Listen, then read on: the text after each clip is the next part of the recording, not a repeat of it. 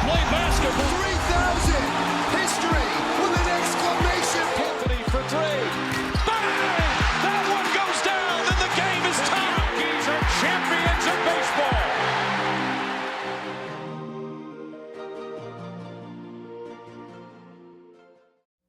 Okay. Well, we are. It is December 21st, yes, and the Yankees have still not done a damn thing this offseason. We're all waiting. I would like to believe something's going to be done soon. I would like to believe something will be done, period.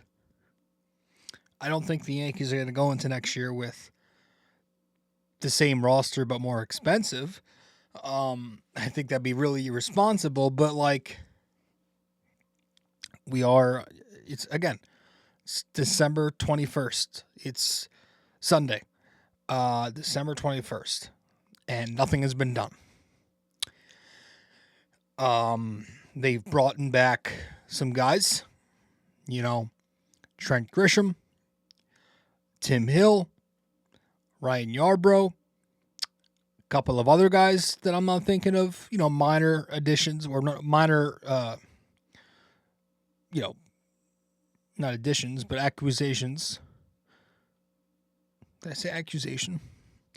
Minor acquisitions, but nothing added.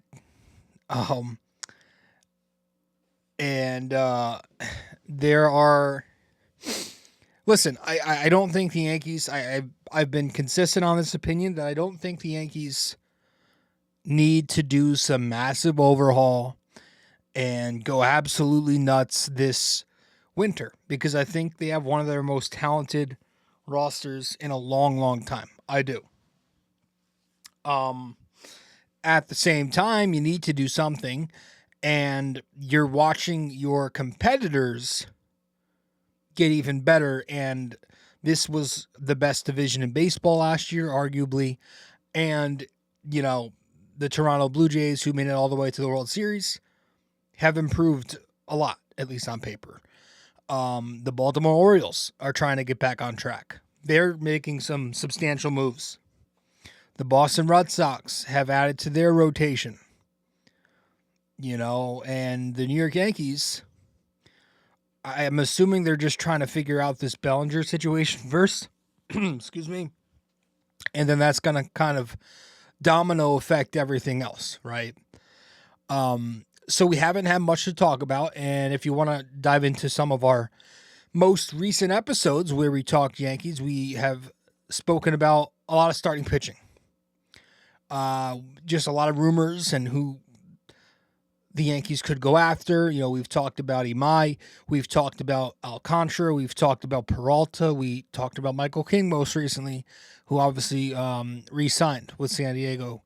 So it's a bunch of rumors. It's a bunch of hearsay until something is happening. And it just seems like there's a new rumor every day about another guy who the Yankees are in the mix on or doing their due diligence on. And then it goes to the next guy after that. So nobody seems to know anything.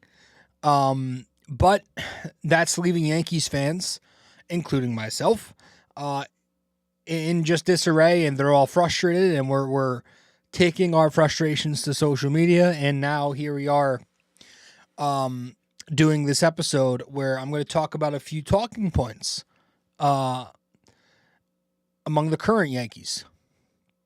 And one of the debates, and let's be honest, it's been a debate since the kid debuted and struggled, has been Anthony Volpe, right? And listen, fans have been complaining about Volpe because he hasn't hit like he was promised to hit.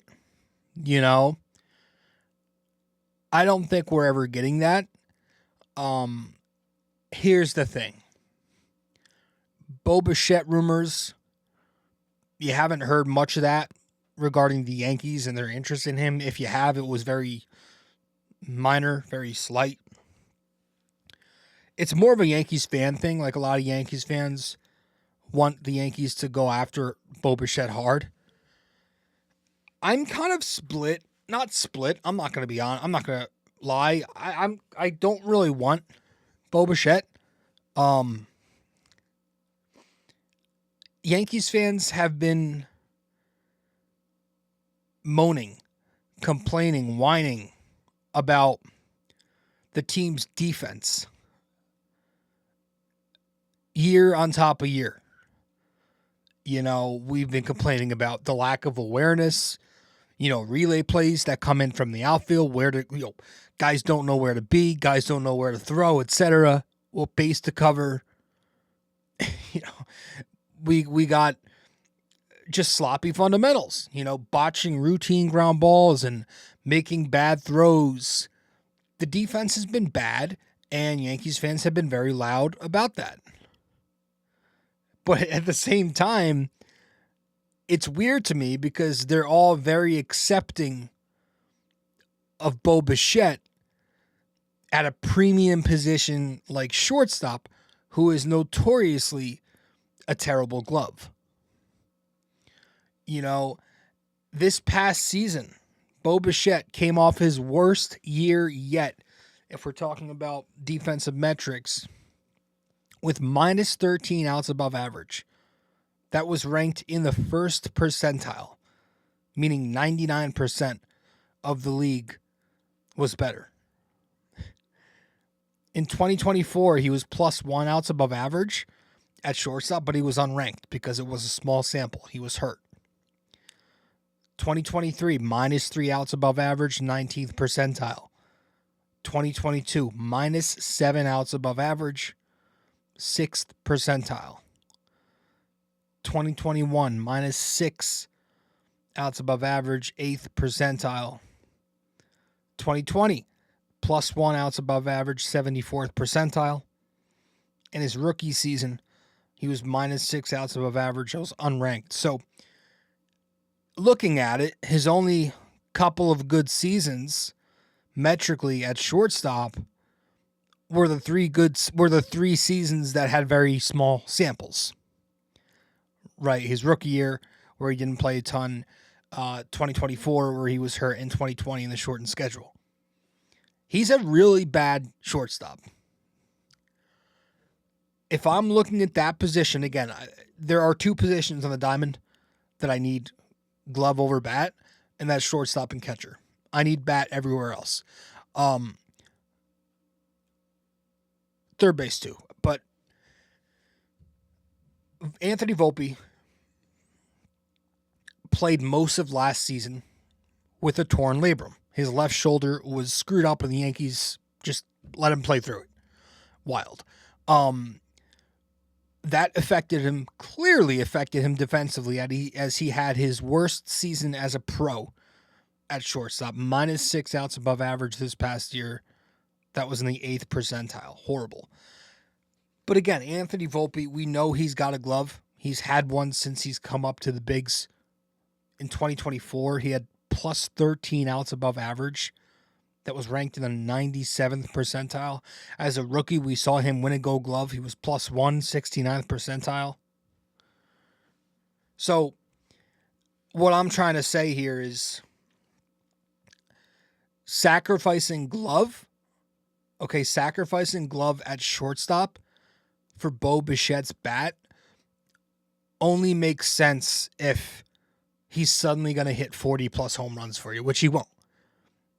So to me, it's choosing between paying a lot of money for a decent bat with an atrocious glove at a premium position, or paying very, very little money to an elite glove at a premium position with an atrocious bat. And remember, Caballero is your backup shortstop, and he's going to start this season at shortstop for at least a month as Volpe recovers from the surgery. So I personally, this is just me, and I know this is an unbelievably hot take for whatever reason if I go on Yankee Twitter and say this, but I would much rather a Volpe Caballero platoon next year than to deal with Bichette otherwise kicking, throwing, and fumbling the ball around the diamond every time he gets an opportunity. But I think where the fair question comes into play is that, like, listen, you're trying to contend for a title. You're contending with teams like the Dodgers, who have established this dynasty in the 2020s with star-studded lineups year after year. And I think the question becomes, for a team that's expected to contend for a title, how much of a drop-off with the bat, even if it's at a glove-first position, how much of a drop-off is too much? And forget results for a minute. Like, we know the numbers have never been there with Volpe. His rookie year, 83 WRC plus, 2024, 87 WRC plus, 2025, this past year, 83 WRC plus. The numbers have never been there results-wise, but it's the fact that we've seen very little improvements in the underlying numbers that suggests that Volpe is going to develop into an above-average big league bat. We've seen little evidence, right? The exit velo numbers, the hard hit rates, the whiff rates, K rates, walk rates, etc., they're all very bad. The only thing that's slightly improved this past year was his bat speed and chase rate. But the expected results were still very poor. So I just don't think the bat's ever going to be much more than what it is now, if it even gets to any more. So, like, yeah, I think it's fair to want Bichette, of course. And I wouldn't, be calling you dumb to want Bichette. Can the Volpe Caballero platoon, whatever split it is, 70-30, 80-20, 60-40, can that give you slightly below offense instead of well below average offense? You just need the production to be slightly below average with the elite glove they're getting you. And I think that's a win. Again, for a team trying to win a title, you ask yourself, how many spots in the order can you really accept a poor bat? Again, for me, it's like 1 to 2 spots. I would go shortstop and I would go catcher. Those are the 2 spots that I'm okay getting a lighter bat with if it's not too much lighter. Wells, I think he can get to a spot where he's an above average hitter. For a catcher, he was pretty average last year. Volpe, not so much. I don't think he's ever going to get to that spot where he's hitting like the other shortstops in the game. So, assuming that Cashman, let's just for a second here, assume he can retain Bellinger, I think the Yankees lineup with Bellinger is plenty powerful enough to withhold weak offense from shortstop. I mean, they just showed us this past season, right? They had an excellent season offensively. They scored a ton of runs. They hit a bunch of homers. Their October performance, I felt, was way more of the players just not executing in that time as opposed to lack of talent, lack of fit. Okay, again, they hit 274 home runs the entire season.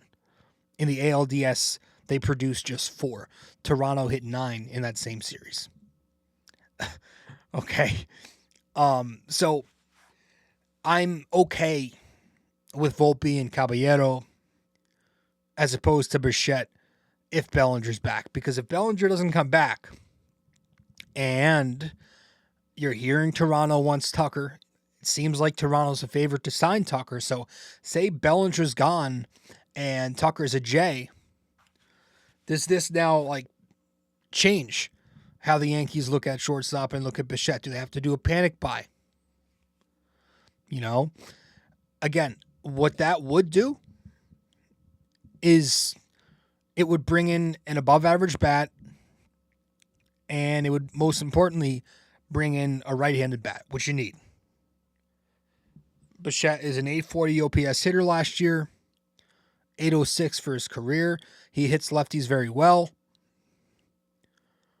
but he's not really replacing the power that Bellinger gives you, and losing Bellinger, you're losing glove because now you've got Dominguez, whether it's him starting or platooning out in left field, and you're getting worse defense either at shortstop or even if you move Bichette to second, you can't think he's going to be better than Jazz is. So you're losing a lot. Even then, like, I don't know if it's the best idea. I just don't think he fits. If the Yankees miss out on Belly and they sign Bichette, and let's say they also sign one of the top starting pitchers that we've been covering and talking about, I'm still looking at that as like kind of an underwhelming winter. You know, like even if you had Bichette, you would have to move him off shortstop. If not this year, next year. If not next year, 2027. I just don't think that's sustainable. And you've also been hearing about how the Yankees could potentially trade Jazz Chisholm this winter in their pursuit to look for starting pitching and look for a right-handed bat. Could Jazz be in one of these deals? You know, I'm not taking this rumor too serious right now. I do think at the end of the day, there's more of a chance Jazz is with the Yankees in 2026 on opening day than he's not. But you never know, right? Listen, if I'm GM, I'm locking this guy up yesterday. You know how I feel about Jazz. He's too young and too dynamic. He was a 30-30 guy this past season, and if he's healthy, there's a case to be made he could be a 40-40 guy. He certainly thinks so.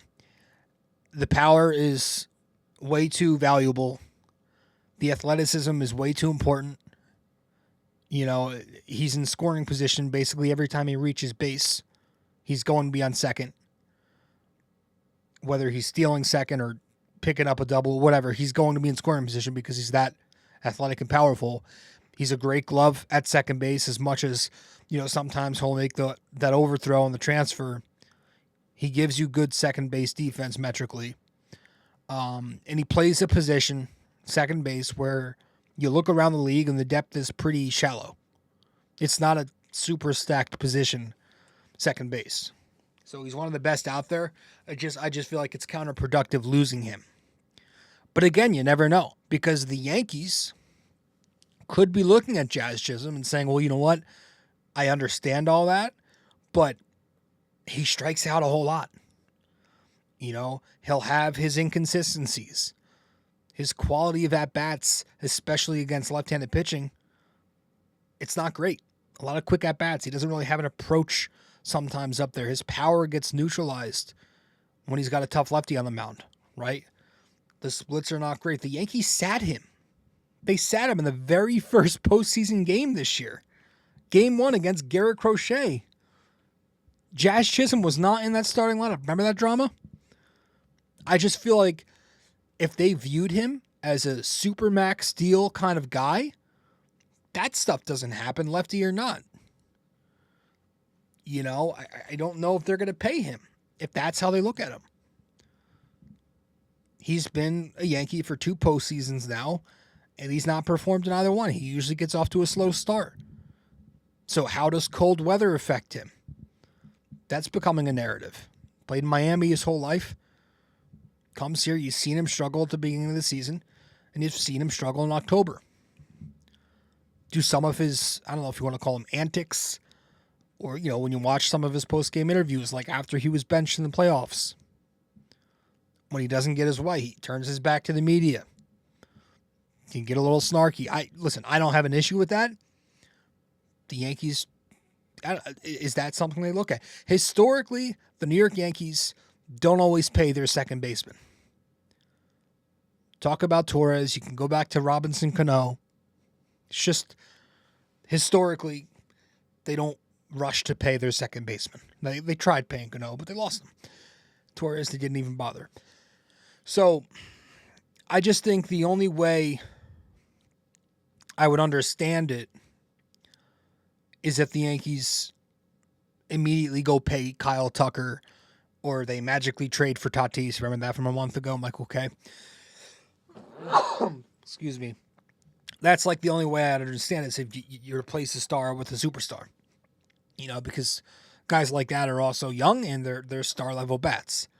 The Yankees do need a 1B to Judge's 1A. I've been on that for a bit. The last time Judge had a 1B, the Yankees got to the World Series. Look at the team who's been winning the World Series 3 times this decade. They've got 1A, 1B, 1C, 1D, Stars win. And I do feel like Judge needs a second one. But I mention this because going back to Anthony Volpe and shortstop, you're also hearing an alternative option here. It's kind of been quieted down the last week or so, but at some point you heard Corey Seager's name on the rumor mill, and Corey Seager is interesting. Obviously, remember a few off seasons ago, he was part of that big star-studded shortstop market, and it's been a bit now, but he's still an elite bat, and he's still an elite glove. He's still a star shortstop in this league. Problem with Corey Seager is on a very pricey contract. And that's normally plenty okay if you're still young and you're healthy. But Corey Seager is neither one of those things. Last season, this past year, I know he had hamstring issues early on in the year. And then obviously his season was cut short because he had to get his appendix removed. He has played less than 125 games in 3 consecutive seasons, and he'll be turning 32 years old in April. So, are the Yankees willing to both trade away assets and pay for the remaining $189 million on that contract for that? He makes about $32 million each season for the next 6. So from age 32 through his age 37 season, he's going to be making that much. How many prime years does he have left? 2? So it's all interesting. That's just the infield stuff. The starting pitching, bullpen stuff. Again, we're hearing a name every day. We went through a cycle where it was Freddie Peralta. We went through a couple of days where it was Michael King. We went through a couple of days where it was Tatsuya Imai. We went through the Sandy Alcantara a couple of weeks ago. That was a thing. So nobody really knows.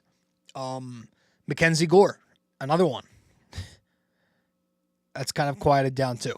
So I don't know. Again, the Yankees have not done much except for bring back guys. Yarborough, Hill, Grisham, Ahmed Rosario. If I'm missing anybody, whatever. But their starting rotation is old and it's banged up. So they're going to have to figure that out. When healthy, they have plenty of depth. So do they use some of that depth to make a trade? Clark Schmidt, controllable MLB starter. Luis Heel, controllable MLB starter. Will Warren, controllable MLB starter. I would be shocked if all 3 of those guys were on the team past the trade deadline next year. And then you're looking at this bullpen. Again, they lost a lot. They've lost more than they brought in. They haven't brought in a single arm. I think a couple hours ago they re-signed Paul Blackburn. So they lost Evan Williams and Luke Weaver. Those were the notable ones. Mark Leiter, Ian Hamilton, obviously also in there. Scott Efros. Some other, less notable names, but they need to do something in the pen. I think they need to get more velocity. Thing is, if you're going to get velocity, you're probably going to have to pay for that arm more than you want to. And the Yankees don't like to spend money on relief pitching.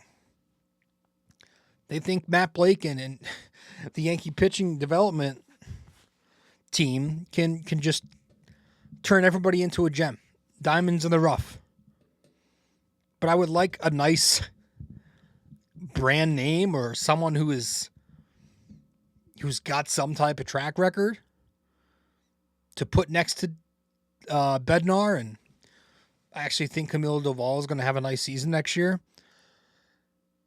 So we'll see regarding pitching, but I just wanted to come on here tonight and talk a little bit about their infield and, some of the stuff that we've been hearing about shortstop and such. So what do you think about Volpe, about Bichette, about the Chisholm rumors, Seager? Let me know. But with that said, I appreciate you all tuning in. That's it. Wrap this one here at 25 minutes plus. So just wanted to hop on here and talk about that. So we'll see. Do the Yankees make a move in the next coming days? Hopefully before Christmas. That'd be nice. I'm going away for Christmas vacation this year, so be nice to get something while I'm away. Nice little surprise. But we'll see. I appreciate you all tuning in. I'll see you in the next show. Hey guys, thank you for listening to BD4. Be sure to follow us on social media, subscribe to us on YouTube, and give us a 5-star rating on Apple Podcasts. We'll see you next time.